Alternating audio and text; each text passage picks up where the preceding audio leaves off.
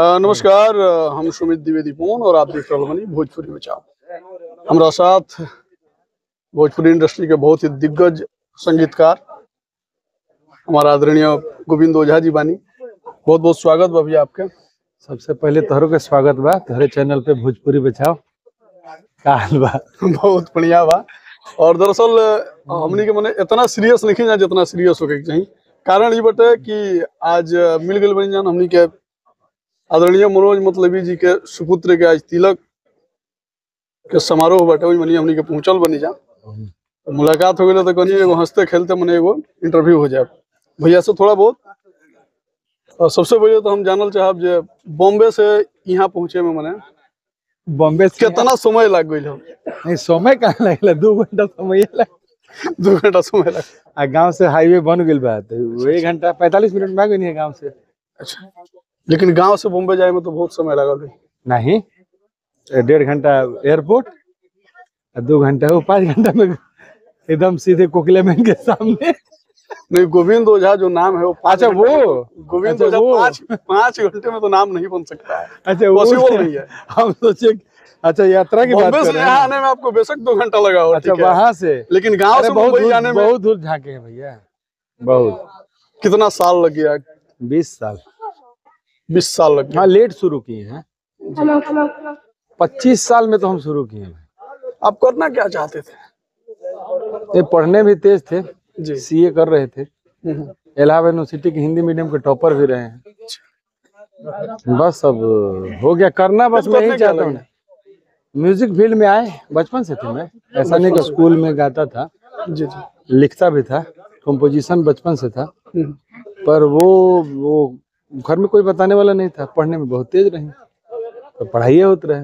Hero जैसा मैंने personality लेके भैया आप नहीं गलत। मम्मी ने 1 साल किए थे थिएटर। 1 साल थिएटर? हाँ, तो 1 साल थिएटर किए तो 1 साल में सब हमसे गाना गवाने लगा। जी जी, हम समझ गए हम गायक हैं भैया। नहीं, कहीं एंट्री करने पे ऐसा लगता है कि कोई सुपरस्टार ही आ रहा है, कोई एक्टर ही आ रहा है। तो भगवान बनाए ना।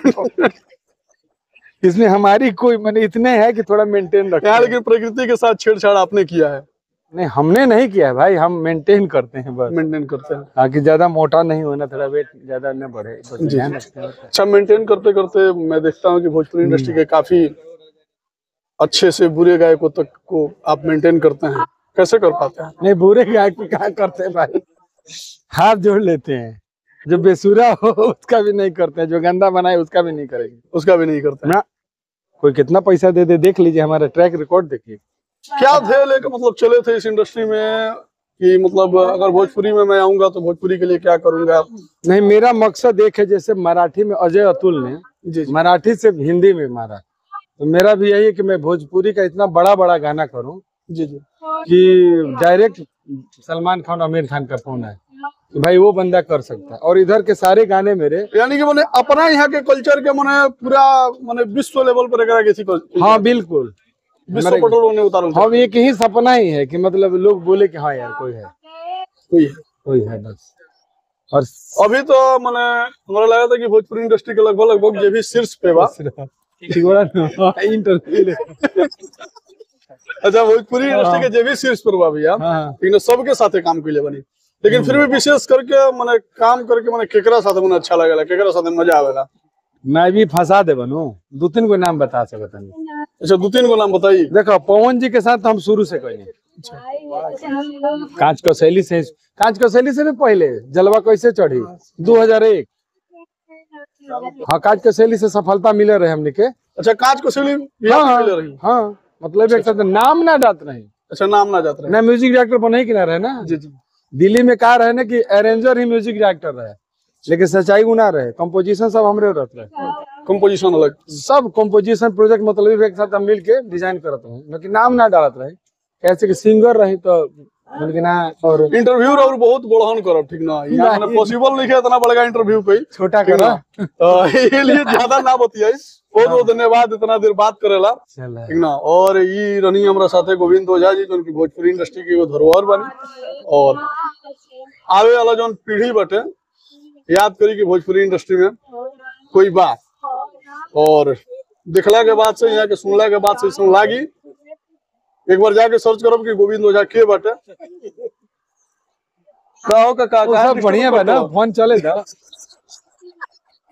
अच्छा हम पहले ही बोल रहे मैंने कि मस्ती कैसे मजाक वाला नहीं नहीं, interview बढ़िया होता है। बा ना वो हाँ। याद बा वो कौन है, वो सलमान खान की फिल्म रहे, अरे जना में लड़की भी है, और नवाजुद्दीन इंटरव्यू लेता बार बार सामने आ जाता। अच्छा बजरंगी भैया बजरंगी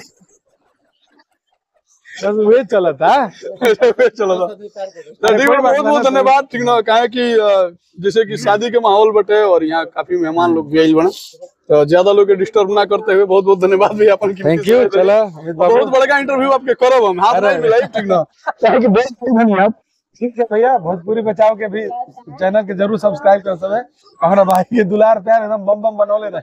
थैंक यू धन्यवाद।